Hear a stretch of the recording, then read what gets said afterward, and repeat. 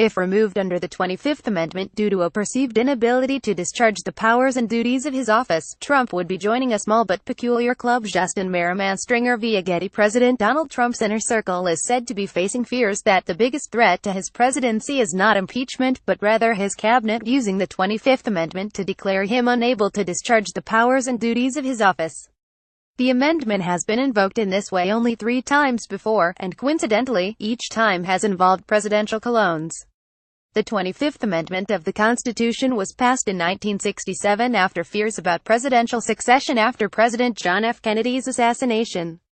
The first 2 sections deal with presidents and vice presidents resigning, dying, or being generally removed from office, and these sections were invoked in order to elevate Gerald R. Ford to the presidency after Richard Nixon resigned in 1974.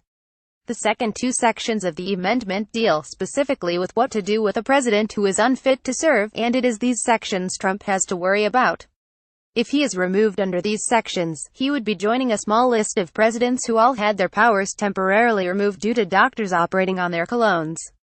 The first time this happened was on July 13, 1985, when President Ronald Reagan sent a letter directing then Vice President George H.W. Bush to perform his duties while the president underwent a surgery to remove cancerous polyps from his colon. Bush was acting president from 11:28 a.m. when Reagan was given general anesthesia to 7:22 p.m. when Reagan sent another letter to members of the Senate and resumed his powers. President George W. Bush had not 1, but 2 instances in which he was deemed unable to perform the duties of the president during his two-term tenure. The first case occurred on June 29, 2002 when he invoked the 25th Amendment and allowed Vice President Dick Cheney to act as president on his behalf for 2 hours and 5 minutes.